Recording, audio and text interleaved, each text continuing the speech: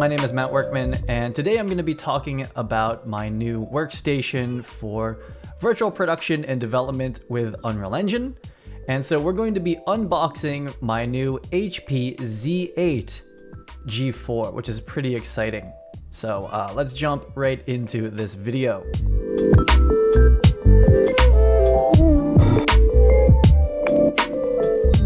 So what I want to start off with is that I am, or I think of myself as a cinematographer. So we got a couple of things here. A game developer using Unreal Engine, and a general, I'd say, artist, you know, broadly, these are how I think of myself. And I do not, however, consider myself a computer hardware expert at all. I really rely on honestly Epic Games and sources like that to tell me, hey, what is the best hardware for what I'm trying to do. I have tried a good amount of computers, but I don't test them and benchmark and do all that stuff. Really, when it comes down to it, for me, I'm pretty simple with hardware. I want something that's reliable and that's, you know, on the higher end of speed, because speed is time, means things go faster. And that means I can get more done in a week, and then I'm more productive. And this is what I do for a living. So I am a professional computer user. I don't even know if that's worth qualifying, but that's the way I think about hardware. I don't get into the min-maxing all that much. Maybe right before I get a new system, I might do some research, but I'm not really out there every day looking to min-max every single aspect of a computer. However, I do, of course, want speed, and I do want reliability now, which is even more important because I use it for my job.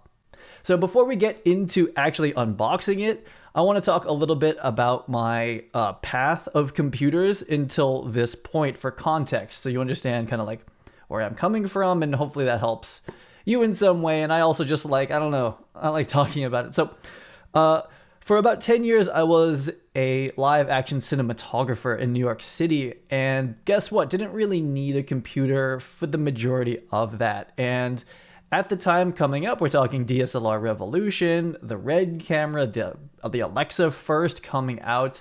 It was very Mac heavy. The Arri Alexa standardized around Apple ProRes is what the camera recorded.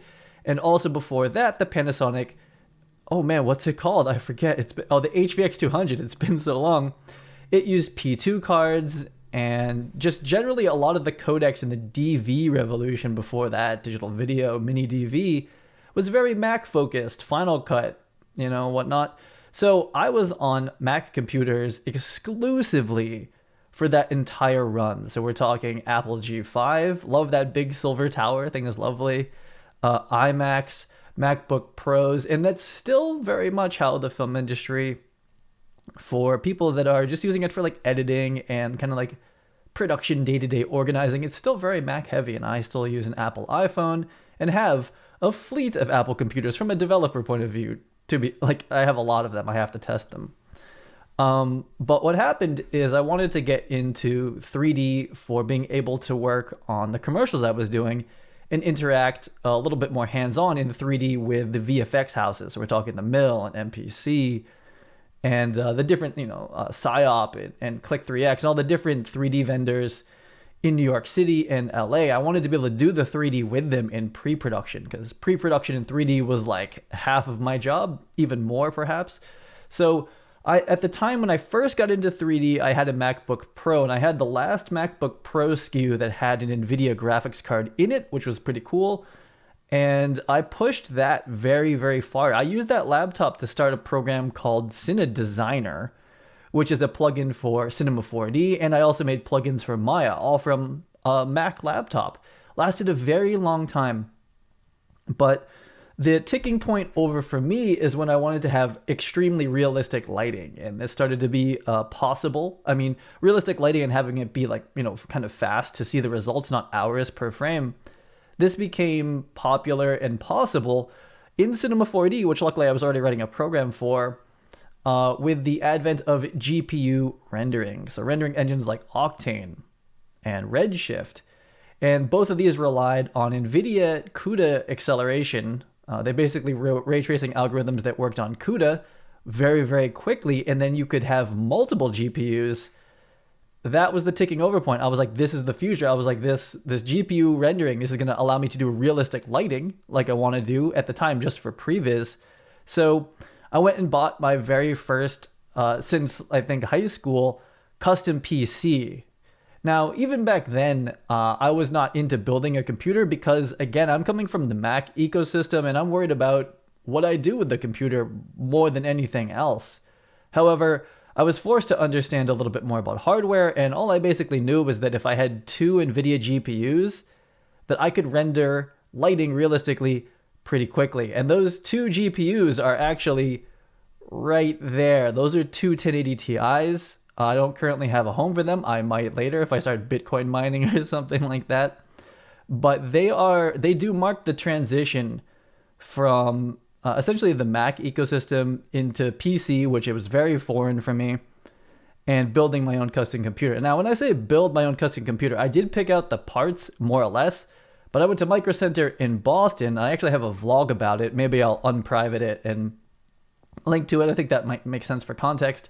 And I recorded it just like I'm recording this process right now. Except instead of going to Micro Center, I'm in my house because of 2021. But anyway, that's when I started to get into custom PCs and got into Octane and built a plugin around Octane and really around Redshift and Cinema 4D. So I had this custom PC. I was doing LiDAR scanning and photogrammetry and all these like really complicated 3D processes that are pretty much exclusively PC because they are pretty much always written for CUDA acceleration. All these 3D software companies are writing it to use Nvidia graphics cards, and it makes really fast 3D rendering. And that's pretty much the association I've had for a very long time. It's like Apple stuff is quite solid, quite a consistent ecosystem. I do like developing for it. I do like using it. But when it ticks over to, hey, let's do like really realistic 3D lighting, let's do, really massive point cloud to mesh processes, stuff like that tends to be very PC and tends to be very Nvidia. CUDA and now Tensor Core and ray tracing, etc. So that's how I went from being in the Mac ecosystem into the PC one. That being said, I still own a lot of Macs and do develop software for both platforms. However, when it comes to like pure strength in a computer for 3D, it's currently PC and very Nvidia. So that gets me into the PC world. And so that custom PC, I still have it. It's right there. And if you followed this YouTube channel for the virtual production vlog that I did and getting into Unreal Engine, etc., that whole journey, all of that has been on that custom PC. And that is a AMD Threadripper 1950X, which is kind of old by today's standards. It started off with two 1080 Ti's that are back there. And then if you followed on Instagram and me making Cine Tracer, which is the Unreal Engine game I make, I was very, very early in testing out the Unreal Engine DXR implementation to have ray tracing for shadows and lighting. And that same realistic lighting I used to get in Redshift with those two cards, I could get in Unreal Engine in an early state of the tech. I could get it in real time, like 30 frames per second, 1080, with a 2080 Ti. And it is still very... it's not like you're playing Minecraft and it's like, oh, there's just ray tracing. No, it's a very, very difficult thing for the computer to compute. It used to take me 2 graphics cards, and each frame, a single picture, would take minutes to resolve, which would still have been fast. And now Unreal Engine has all these like optimizations and crazy engineering that's happening combined with what Nvidia is doing. And so we're getting there. We're getting to the point where it's going to be much, much, much faster. And Cine Tracer is my project to test that, really, and try to give that cool tech to package it and give it to normal people like me before I started development. Like, you want some realistic lighting, like for whatever reason now, previs, virtual production, like here's a simple package, go test it out. All you need is the hardware. So that custom PC, which is right there, I've been using it for a very long time. The beginning of the virtual production vlog, I put a Blackmagic card in and all that stuff. That's all been that computer. But at a certain point, that computer has its limits because, first of all, the custom build is a little bit wonky because I don't know what to do in there. And I personally don't want to spend my time investing in it because I only get a new computer I'm actually, these days as a developer, I get a bunch, but like I don't really get them that frequently. So I don't stay up to date with it and things move quickly. So for me, what I'm personally looking for is actually something that's a little bit managed from a company that services basically big VFX companies, and they do the research. And not only do they do the research, they actually make their own custom solutions, which is something I kind of like about the Apple ecosystem. I think I can say this now, I was technically part of the Mac Pro launch, the new one, and I really like what they do. Everything is basically controlled by them, and to make sure that it works. That's all. I just want it to work together, right? Versus like, oh, does this CPU work on this motherboard with this layout, and everything is completely custom. That can be kind of fun, but I'm not looking to have fun. I'm looking to have a computer that works, and we don't have any like weird whatever, like bandwidth issues or not enough lanes, or to like physically, though, the graphics card doesn't fit in the case because it was made from, that stuff that is fun for some people. It's not fun for me. I just want something that's going to work. I don't want to spend time in the box. I want to spend time using the box. So the order here, I want to be transparent about this, is that I worked very closely with Epic Games. I was the director DP for the LED project and many other things that are happening. So first I want to say thank you to Kim and Mark and the whole team. There's a lot of people that I work with at Epic Games. Thank you to Epic Games. They introduced me to Rick at Nvidia. And that's how I was able to get my first RTX Quadro 8000. And, my job as like kind of a developer in this space was to continue to test it and do what I do if you follow me on the internet. Take the card, test it, put it through its paces, test out new features of Unreal Engine that may be coming out, etc. like that, and just test it, right? And at the same time, I'm also like a YouTuber and I make content, and so I generally like to make videos like I'm doing and just share the process. That's all I'm doing. I'm not like shilling or promoting. It's like, if you watch this channel, this is what I'm doing. And I make content about the things that I like, and I like Nvidia cards, and I like computers, and I like Unreal Engine, right? They're the tools that are what I use to make my actual living as a developer. I'm a developer. I don't make money from YouTube, really. I don't do like sponsored things. I don't really make any money from, right? I just like to make videos about the tools. These are the tools. So first, Epic Games introduced me to Nvidia, and I started testing the Quadro cards for them.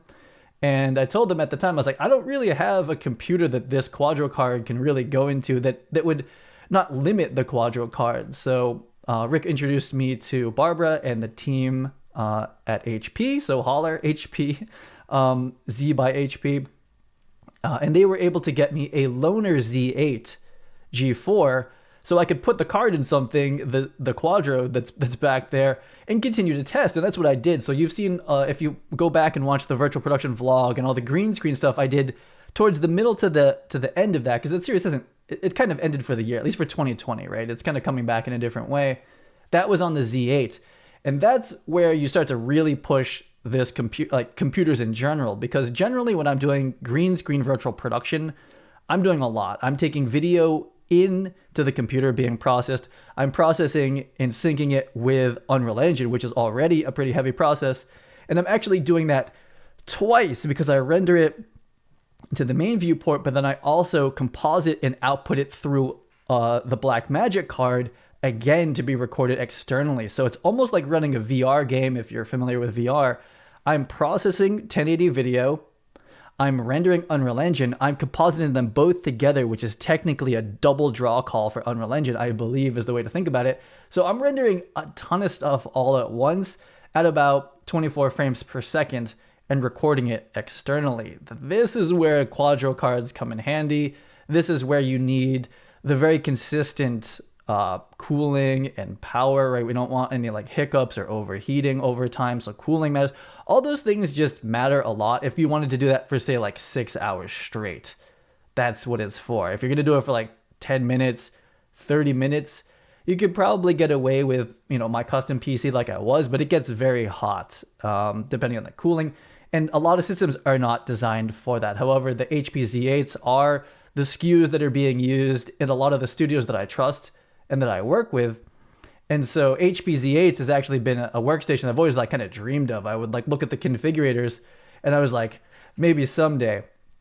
And so generally I just want to speak about HP Z8s from my understanding, so that you guys can have context about them. The Z8 skews. I'm not speaking for HP. We have spoken quite a bit. I was in their podcast that I can link, and they even explained it to me too.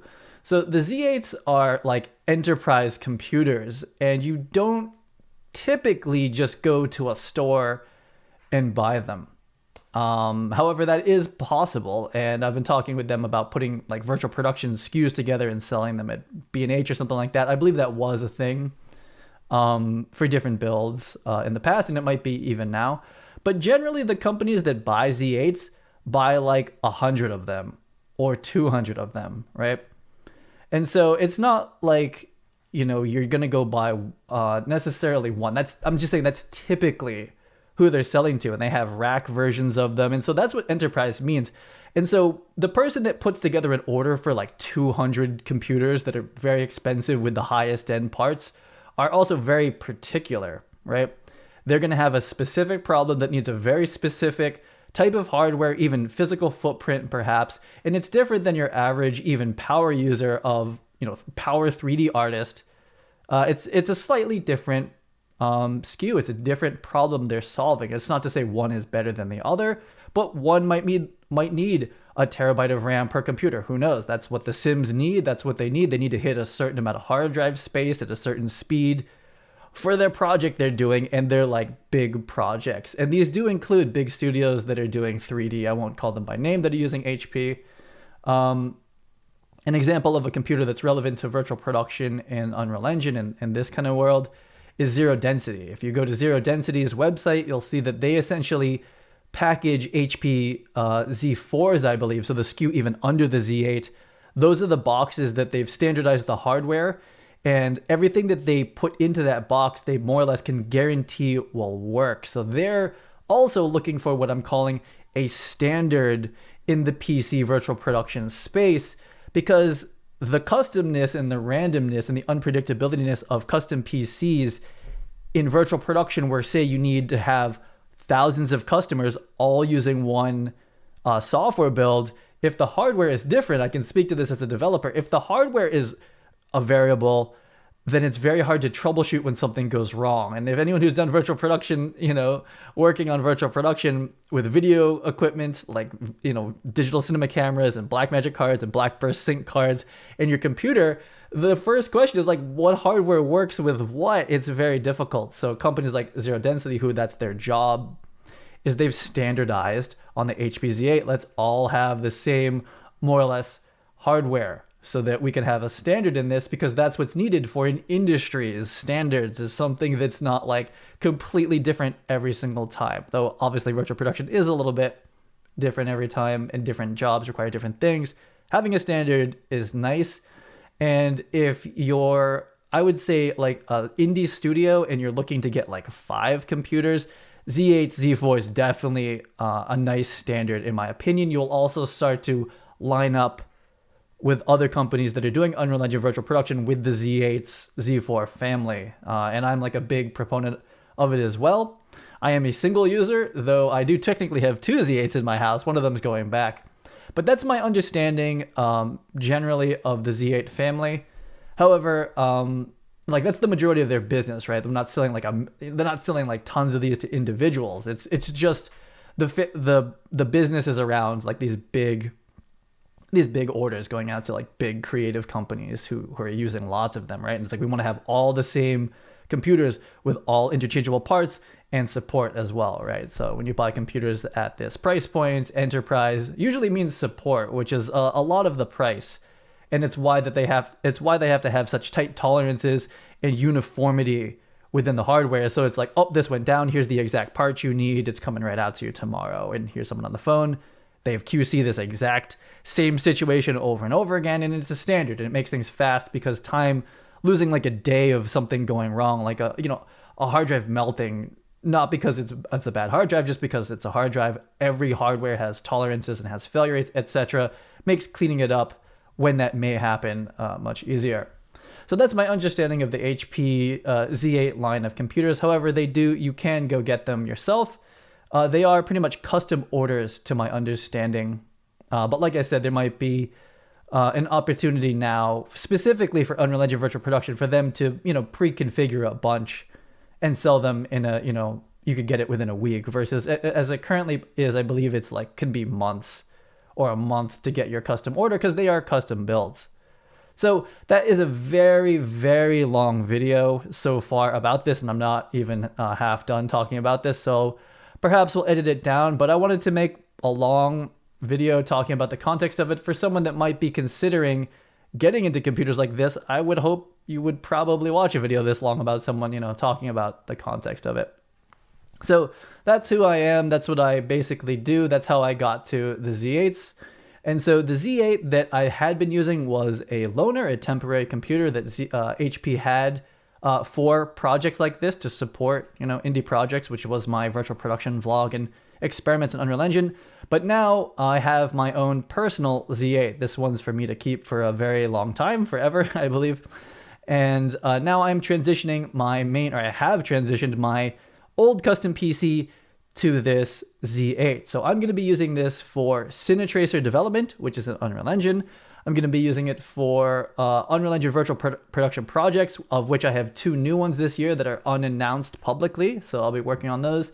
And then generally continuing to mess around and have fun with, really cool computer graphics. And that's very much currently Unreal Engine and very much needs a Quadro 8000. I'll take an A6000 and I'll just like to test all of them. You don't need that type of hardware. I started on a Mac and went very, very far. Very far, I must say, on a Mac. As far as, I don't know how far I want to push this statement, but I believe notably far on a Mac using Cinema 4D and Maya in the 3D, in the very small 3D niche that I live in. That was all Mac for a very, very long time on Instagram, YouTube, etc. That was on a Mac. But at this point, I'm here to push like the very cutting edge. And for that, I need some very stable hardware. Stable, fast, but stable is the main operating word here. I'm not overclocking. I don't want funny tricks. I want like stable, fast. So let's talk about the specific SKU that I actually have. Again, I'm not a hardware person, so I apologize. I'm going to be kind of reading off of a chart here. I also did not personally pick this out. I, again, just kind of defer. This is a chain of events that happened from Epic Games to Nvidia to HP. They are the ones that more or less said, like, this is a pretty solid SKU for you. If you're a solo building a custom PC, it might look a little bit different. They have different parameters that they work in. Again, large-scale purchases and servicing being reliability and servicing, and again, reliability, I must say, is the priority over like, oh, the brand newest this that's the absolute fastest is not necessarily the right move for certain companies if they're buying 100 of them and they haven't been tested for like they haven't been tested in the field, etc. I won't go any further than that, but I do want to say that is slightly the difference with like a custom PC that's for one person versus like 200 computers that's for a company, where reliability is probably the highest order of priority. So this is a Z8 G4, and the CPUs, there's 2. There's a dual Xeon Intel 624, I'm probably going to say it wrong, 6246R, I don't know what that means, and it's 3.4 gigahertz. There's 2 of these, so that's cool. That's going to be pretty helpful. I believe that ends up, we can think of it like cores, that's how I think about it. Unreal Engine takes as much as you can get. We can hit 100 CPU load just compiling shaders. You should know that if you're doing Unreal Engine. The amount of RAM is bananas. For me, I've never had this much. It is 12 16 gigabyte sticks of DDR4 RAM, so that's 192 gigabytes of RAM. Again, Unreal Engine very commonly sits at 50% of that sometimes.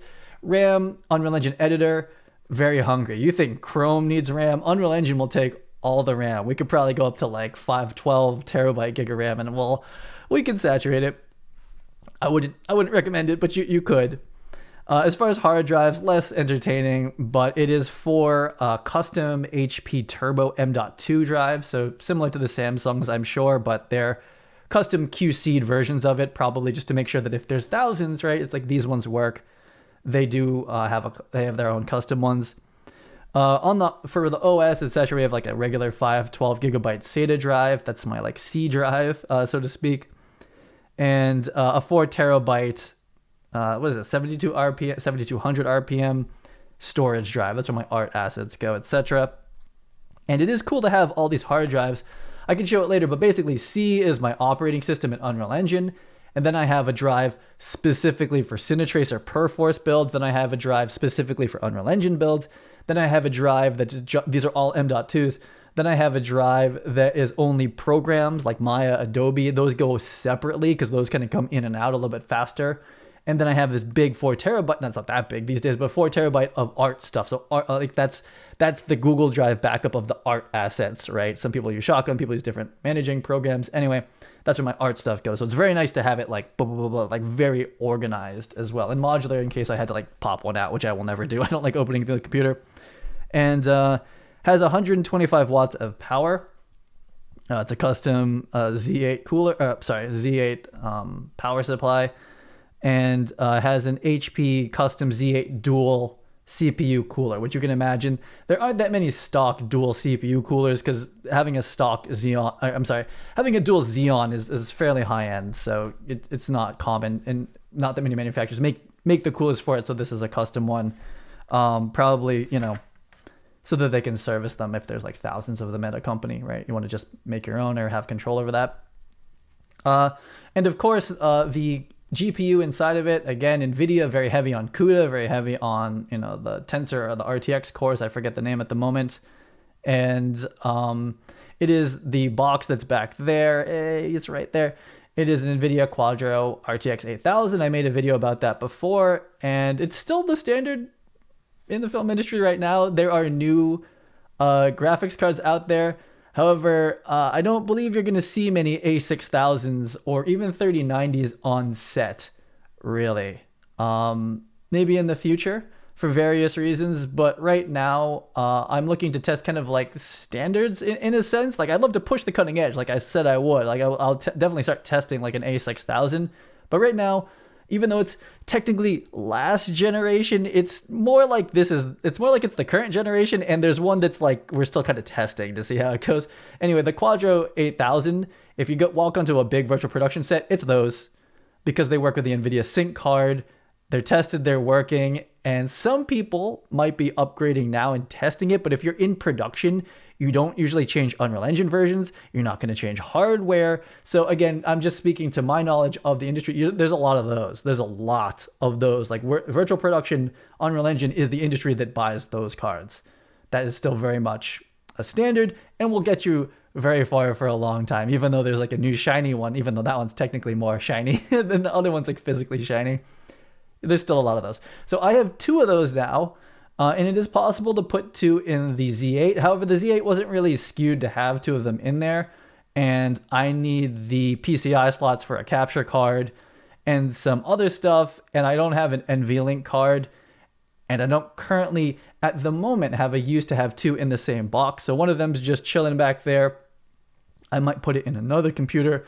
But just to put it out there, this is not a dual RTX 8000 build. I might test that later for different things, but currently for what I do, I don't need 2 in the same box. If I was GPU rendering, that would be very, very fun, of course. But it's an option. If I want to stick it in there and take out the Blackmagic card, it would work.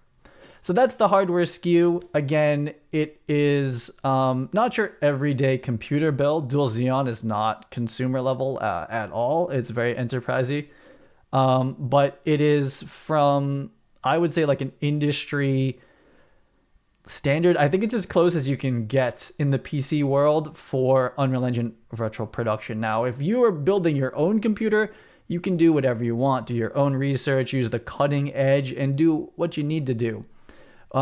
If you're looking to kind of slot into a similar system as studios, this is pretty close.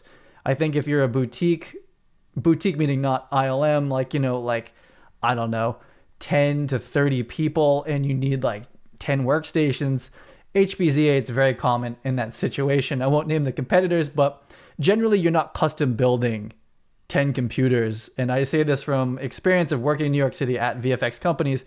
They're going to pick a vendor, and then that company's job is to provide the computers and, most importantly, the servicing. And Z8 is definitely one of the names that I see everywhere, from in New York City and in LA A lot of Z8, Z4 is actually the one under it as well.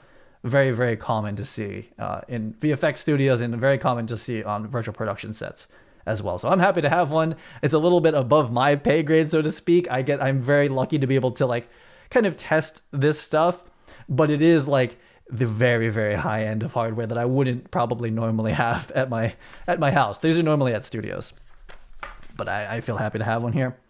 So that pretty much wraps it up. Sorry for the very long video. Sorry, not sorry. Again, if you're looking at spending this kind of money and investing in this type of hardware and like your whole life and living depends on it, maybe you'd want to watch a video that's this long about it. So I just want to wrap it up just to kind of reiterate like what I use this computer for, and just again, just close it up here. I use this computer for Unreal Engine. Unreal Engine needs as much CPU and RAM and CUDA cores as you can throw at it. You'll never have enough. You're like, oh, this is too much. Like this hardware is super high end, and it still takes a lot of time to compile shaders. And if you put too many lights on with too many shadows, it's just that computer. It's just numbers. You can exponentially make the problem harder for the computer to solve. And so you can crunch it. You still have to optimize, even on a computer like this. It's not like, hey, we don't ray trace everything. It's not the case. You know, you still have to do it. However, it is extremely fast. For 2021 computers, it's still on the very, very high end side. Is it the highest end SKU? Probably not, because people overclock and do crazy things, and there's newer generation slightly stuff, but it's like, it's pretty fast. And again, reliability and overall quietness in this studio for the audio, like it's on right now. You can't hear it. I can't, compared to my other computer, you can definitely not hear it. So again, Unreal Engine, like fully unleashed, hopefully with this hardware. Unleashed, but like controlled though, not like gonna overheat, right? You could probably overclock for like half an hour, a different system, but then it would like burn down. So we don't want that happening on my main computer. Again, this computer is not specifically for video green screen based virtual production. However, it would work very well for that. And maybe one day it will be again, but it's pretty much primarily just computer stuff, no video input other than this like webcam. And computer programs going on there, of course, Unreal Engine, Maya, Houdini, Blender, anything 3D, this computer will crush. And at the same time, because of the Quadro 8000s, from what I understand, the studio drivers for Quadro cards are optimized for like I have 3 monitors and a VR headset plugged in, and it being able to distribute that pretty well. And then having the dual Xeon and a butt ton of RAM, I'm going to be able to live stream this stuff and run Unreal Engine at extremely high loads at the exact same time without hopefully any frame drops or anything like that. So that allows me to live stream it and teach it and record it, etc. That's what I use the computer for. Again, thank you to Epic Games. Thank you to Nvidia. And of course, Z by HP team. Thanks so much. I'll be putting this computer to good work. And I just wanted to make this video because a lot of people ask about it. They're like, oh, like, why'd you, like, this is the story. Just wanted to put this out there. Honestly, it's not technically sponsored, but at the same time it is. You know, this hardware sent to me so that I can test it and whatnot. But it was not sent to me to make this video or anything like that. I tend to see this stuff as a longer term relationship in that I am a developer and a user of Unreal Engine primarily. And so tangentially, I end up being able to test the hardware that goes along with it really well. So it's more like that. I'm more like a supported developer that also, for some reason, is compelled to make videos a lot, really. So that's the video. It's like so much longer and talkier than I thought it was going to be. I was going to try to make like a snappy 8-minute, like a lot of B-roll. And that's just not how I'm rolling right now in 2021. So I hope that helps. If you have any questions or concerns or whatnot, feel free to leave them in the comments here. I am more deliberate with the videos I make for this channel. This is one I wanted to make and will more or less support in the comments. You know, if there's questions about it, I'll do my best. And I bet you this does attract a lot of people that know a lot more about computers than I do. However, from my point of view, as I've explained it, I very much recommend the Z8 family, Nvidia Quadro cards for when you're doing must be fast, must be stable Unreal Engine. This is the Skew. And it's backed up by the industry as well. But I'll be putting it to the test. And let me know if there's anything you want me to test on this computer. I don't think I'm going to run Cyberpunk tests because that's not really what we're trying to do.